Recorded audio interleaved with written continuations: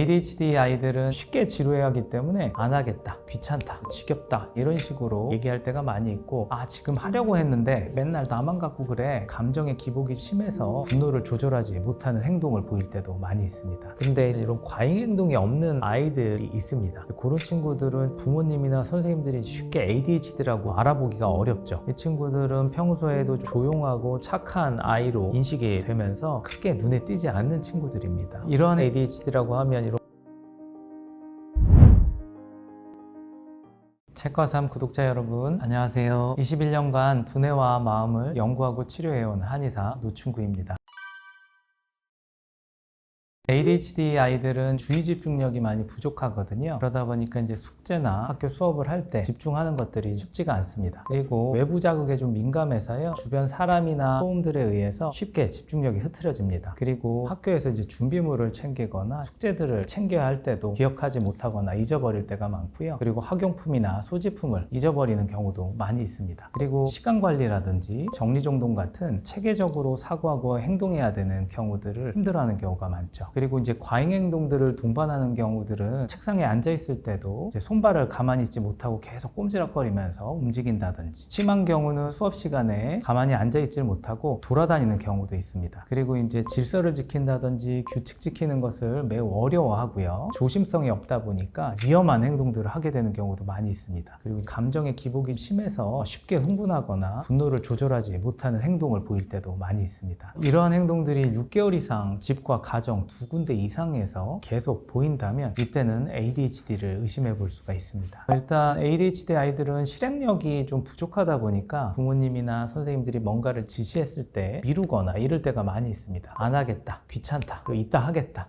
지금 하려고 했는데 이런 식으로 얘기할 때가 많이 있습니다. 그리고 자주 이제 지적을 받다 보니까 왜 맨날 나만 갖고 그래, 이런 식으로 이제 억울한 감정을 표현할 때가 굉장히 많이 있습니다. 그리고 쉽게 지루해하기 때문에 지겹다, 지루하다, 딴 걸 하겠다 이런 식으로 얘기할 때가 많이 있고, 그래서 어떤 일을 하더라도 끝까지 해내지를 못하고 중간에 포기하거나 이런 경우들이 또 많이 있습니다. 그리고 충동성이 조절이 안 돼서 행동이 불쑥불쑥 나오다 보니까 다른 사람의 말을 이제 자르거나 끼어들거나 갑작스럽게 행동을 하면서 위험한 행동들을 유발하기도 하죠. 이런 ADHD 아이들은 버릇이 없고 말을 안 듣는 아이가 아니고 뇌에서 실행 능력과 조절 능력이 좀 부족하다 보니까 자기도 모르게 어쩔 수 없이 이런 행동을 하게 되는 겁니다. 그래서 아이들을 무조건 나무라거나 다그치기보다는 우리 아이의 이제 두뇌 특성을 이해하고 아이에 맞는 양육 방식과 어떤 방식으로 도움을 줄 수 있을지 그런 방법들을 찾아가는 것이 중요합니다. 과잉 행동을 수반하는 경우들이 전형적인 ADHD고요. 조용한 ADHD라고 하면 이런 과잉 행동이 없는 아이들이 있습니다. 그런 친구들은 부모님이나 선생님들이 쉽게 ADHD라고 알아보기가 어렵죠. 이 친구들은 평소에도 조용하고 착한 아이로 인식이 되면서 크게 눈에 띄지 않는 친구들입니다. 이 친구들은 질문을 하면 네, 아니요, 몰라요 이런 단답식으로 대답을 하는 경우들이 많고요. 저학년 때는 부모님들이 시키는 대로 착실하게 따라가다 보니까 어느 정도 이제 성적도 나오기도 하는데, 고학년으로 올라가면서는 이제 주의 집중이 약하다 보니까 학습을 따라가지 못해서 보통 조용한 ADHD는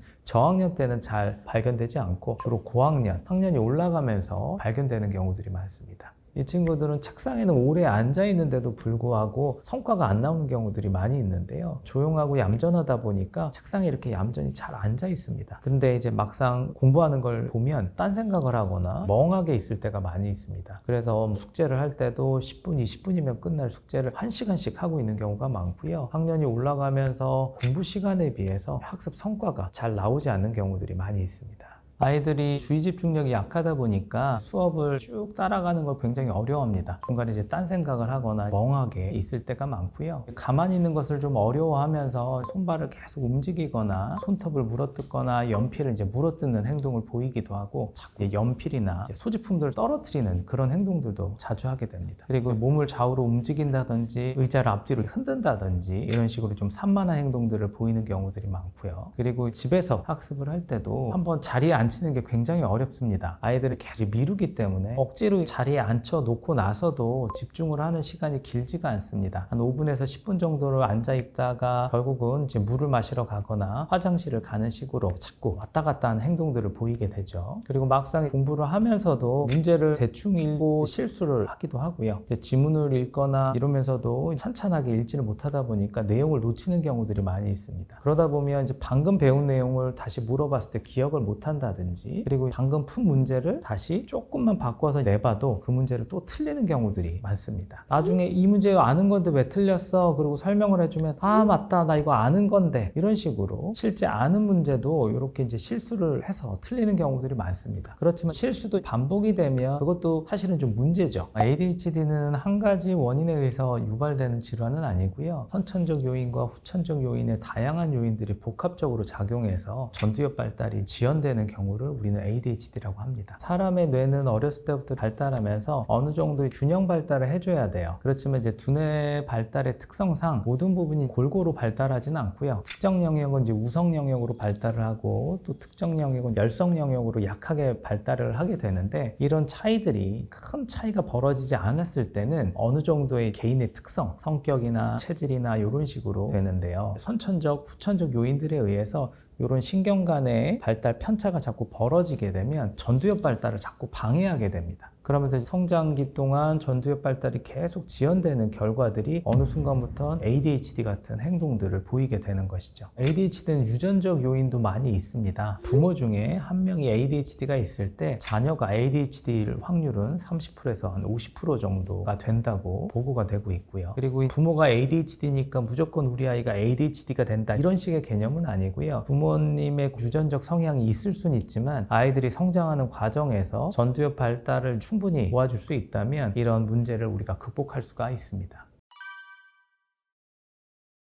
아이들은 아직은 뇌발달이 미숙하다 보니까 어느 정도는 좀 산만하고 행동 조절이 안 되는 게 당연한 시기입니다. 그런데 이런 아이들을 자꾸 우리가 ADHD로 몰아가는 거는 이제 맞지가 않겠죠. 그리고 아이가 설령 ADHD적인 부분들을 가지고 있다 하더라도 쉽게 아이들을 ADHD라고 진단 내리는 것은 조심해야 될 부분이 있습니다. 아이들이 ADHD라는 진단을 받게 되면 어느 순간부터 자기가 하는 이제 모든 문제를 ADHD 탓으로 돌리는 경우가 생기고요. 뭔가 노력하거나 애쓰는 것보다는 내가 ADHD라 그렇지 라는 식으로 그 병명 뒤에 이렇게 숨어버리는 경우들이 나올 수가 있어요. 그러면서 성장 과정에서 긍정적인 자아감이나 자존감 형성을 방해하는 경우가 생길 수 있기 때문에 ADHD라고 단정 짓거나 진단 내리는 부분에 있어서는 주의해야 할 필요가 있습니다. ADHD가 아닌 다른 문제를 가지고 있는데 ADHD로 오해를 받는 경우들이 있습니다. 경계선 지능에 있는 아이들도 ADHD로 오해를 많이 받는데요. 경계선 지능에 있는 아이들은 실제 학습을 따라가는데 어려움을 겪습니다. 그렇지만 어려움을 겪는 원인이 ADHD 아이들하고는 많이 다릅니다. 경계선 지능에 있는 아이들은 언어나 인지 발달이 다소 늦는 편이어서 일상생활은 문제가 없지만 어려운 학습 내용을 이해하고 따라가기에는 어려움을 겪는 경우죠. 그러다 보니까 주의 집중이 부족한 것으로 오해가 되면서 ADHD로 오해를 받기도 하죠. ADHD가 집중을 할 때 실제 이해가 안 되는 것이 아니라 주의 집중이 부족해서 학습 성과가 안 나오는 경우와는 많이 다릅니다. 그리고 경계선 지능에 있는 아이들의 경우는 ADHD 약물을 복용하더라도 산만함은 좀 줄어들 수 있지만 학습 능력 자체가 올라가지는 않습니다. 그래서 ADHD 아동들이 약물을 썼을 때 효과가 나는 거와는 달리 큰 효과를 보지 못하는 경우가 많이 있죠. 또 다른 경우는 부모의 기대나 욕심으로 인해서 ADHD가 아닌데도 ADHD 진단을 받게 되는 경우가 있습니다. 이런 경우 옆집 아이들은 2시간을 집중할 수 있는데 우리 아이는 왜 20분밖에 집중을 못하지? 이런 식으로 우리 아이가 뭔가 ADHD 문제가 있어서 집중을 이것밖에 못하나 라고 오해를 하게 되는 경우가 있습니다. 주로 강남 쪽에서 이런 사례들이 많이 보이는데요. 아이들이 집중을 못한다고 해서 부모님들이 계속 강압적으로 학습을 강요하다 보면 아이들이 학습에 대한 스트레스로 인해서 어느 순간 번아웃이 오게 되고, 그리고 전두엽 기능이 실제로 저하가 되면서 결국은 ADHD 진단을 받게 되는 경우들도 있습니다.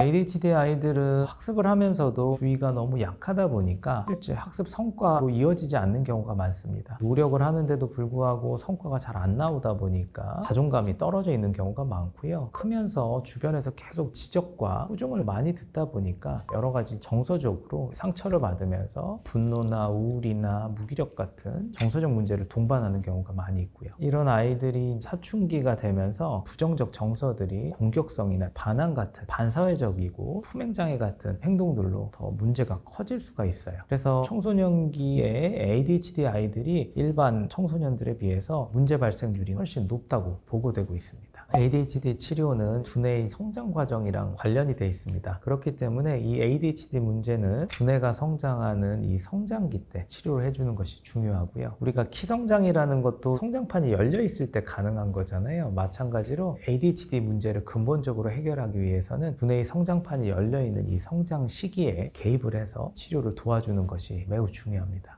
일반적인 치료 방법으로는 정신과에서 사용하는 ADHD 약물을 주로 사용을 하고 있죠. 하지만 이 ADHD 약물이라는 것은 인위적으로 신경 전달 물질을 조절해서 문제를 보완해주는 방법이지 근본적인 해결책은 아닙니다. 근본적인 도움을 주기 위해서는 두뇌가 균형 있게 발달하면서 전두엽이 잘 성장할 수 있도록 도움을 줘야 되는 거죠. 그러기 위해서는 생활 속에서 식습관을 조절할 필요도 있고 뇌 발달에 도움이 되는 운동들을 한다든지 부모가 아이에 맞는 훈육 방법과 코칭 방법들을 사용해서 아이들의 행동과 조절 능력이 향상될 수 있도록 도움을 주는 방법들이 있겠죠. 요즘 아이들의 경우는 전두엽 발달을 방해하는 요인들, 스마트폰과 게임, 영상이 가장 크게 안 좋은 영향을 미칩니다. 그러다 보니까 부모님께서 우리 아이가 어렸을 때부터 좀 산만하고 예민한 부분들이 좀 많이 보인다. 그러면 어렸을 때부터 스마트폰이나 영상에 노출되는 것을 최대한 제한해 주시는 것이 좋습니다. 전두엽 기능이 약하게 발달하는 친구들은 중독에 쉽게 빠지는 경향이 있습니다. 외부에서 들어오는 자극들에 훨씬 더 민감하게 반응을 하다 보니까 게임을 하고 영상을 봐도 일반 아이들이 재밌는 것보다 훨씬 더 재밌게 느낄 수밖에 없고요. 그리고 이제 조절 능력, 전두엽의 기능이 약하다 보니까 욕구를 좀 제어하는 힘이 약해서 자꾸 그 욕구를 추구하는 식으로 가면서 중독으로 빠지는 경향들이 있어요. 그러다 보니까 스마트폰과 영상, 게임에 노출되는 것들은 부모님께서 특히나 주의해 주셔야 되고요. 그 다음에 음식 부분도 좀 조절을 해 주시는 게 좋은데 특히나 부모님의 영향이 좀 미칠 수 있는 초등학교 한 3, 4학년까지는 어머니께서 식단이나 이런 부분을 좀 더 신경을 써 주시는 게 좋습니다. 음식 중에서는 설탕이나 이제 과당들이 들어간 음식들은 이제 좋지가 않고요. 그 다음에 정제탄수화물, 흰쌀이나 흰 밀가루로 만들어진 음식들은 아이들의 신경을 굉장히 흥분시키고 예민하게 만듭니다. 그리고 인스턴트 음식, 가공식품, 배달 음식들 3학년, 4학년 때까지는 최대한 부모님께서 밖의 음식들보다는 집에서 해주는 건강한 식사를 할 수 있도록 해주시고 밖에서 사 먹게 되는 과자나 빵 이런 것들은 최대한 제한해 주시면서 키워주시는 게 좋고요. 그리고 운동을 한다 그래도 제가 추천드리는 운동으로는 줄넘기가 굉장히 아이들 뇌 발달에 도움이 됩니다. 유산소 운동도 될 것이고 또 이제 키 성장에도 좀 도움이 되겠죠. 그리고 이제 줄을 넘을 때마다 타이밍을 맞춰서 넘어가야 되다 보니까 그때 뇌에서는 감각과 운동을 통합하는 부분에 있어서도 도움이 많이 됩니다. 이런 것들을 통해서 아이들의 뇌 발달의 균형 발달과 통합 발달 그리고 나아가서 전두엽 발달까지 도움이 될 수 있는 방법들을 집에서 부모님이 아이들과 같이 해주신다면 굉장히 많이 도움이 될 것입니다.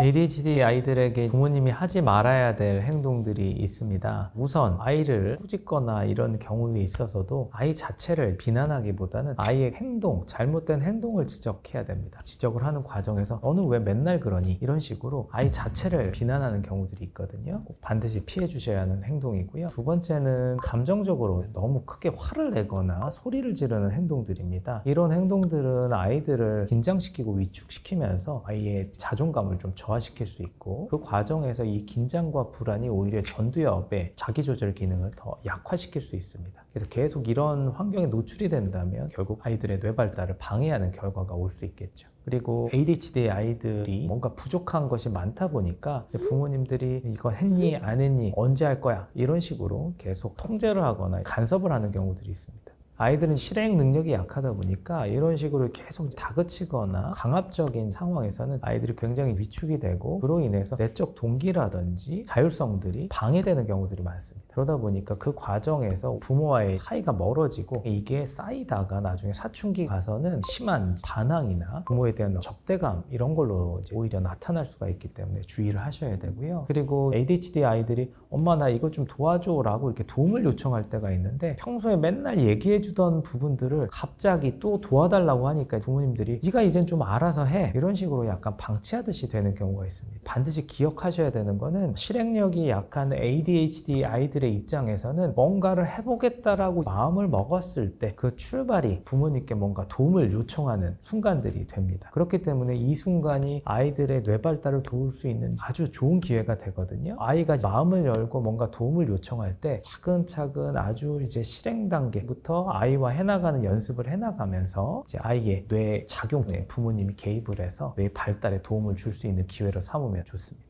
초등학교 때는 곧잘 학습을 따라가던 친구였는데 중학교가 되면서 학습을 갑자기 이제 너무 버거워하게 된 거예요. 가외도 시켜보고 뭐 유능한 강사가 있는 학원에도 보내보고 여러 가지 방법들을 써봤는데 계속 학습을 힘들어했고요. 정신과에 가서 ADHD 약을 먹여봤는데도 불구하고 전혀 집중력 개선이 되지 않았습니다. 그래서 이 친구의 뇌 기능을 좀 활성화시켜주고 뇌 성장 에너지를 공급하면서 두뇌의 학습 능력들을 향상시켜주는 이제 두뇌 훈련들을 좀 병행했을 때 이 아이가 많은 부분들이 개선이 될 수가 있었어요. 그리고 이 친구가 치료를 하면서 두뇌가 좀 활성화되기 시작하니까 가장 먼저 아이의 변화를 알아차리기 시작한 건 학원 그리고 가외 선생님들이었어요. 이 선생님들이 봤을 때 갑자기 아이가 뭔가 수업을 알려줘도 예전과 달리 탁탁탁 이해를 하는 모습들이 보이고 집중하는 시간도 훨씬 길어져서 영어 단어를 암기하거나 문제를 풀 때도 전보다 훨씬 성과들이 올라오게 된 거죠. 이 친구가 처음에 저희한테 왔을 때는 전교에서 한 250등, 300등 뭐 이 정도 하는 상황이었다고 해요. 근데 저희랑 한 1년 정도의 치료를 하고 나서 중학교 3학년 마지막 시험에서는 전교 1등으로 졸업을 할 수 있었다고 자신감 있는 표정으로 얘기를 했었는데 완전히 다른 아이처럼 바뀌어 있었습니다. ADHD 때문에 고민하는 부모님들께서 좀 기억해 주셔야 할 부분은 ADHD라는 어떤 이제 병명에 갇혀서 우리 아이를 바라보지 마시고 우리 아이의 뇌에 어떤 부분이 좀 약하구나 어떤 부분은 또 이제 강점이 되겠구나 이렇게 바라봐 주시고 결국은 아이들이 그 강점을 어떻게 살려내느냐가 중요한 것이기 때문에 부모님께서 ADHD라는 병명을 좀 잊어버리시고 우리 아이가 어떤 아이인지 우리 아이의 두뇌 특성이 어떠한지를 좀 이해하고 그 부분을 이제 보완해 나갈 수 있는 방법들을 같이 찾고 같이 고민해 보시는 것이 더 중요한 일이 아닐까 생각합니다.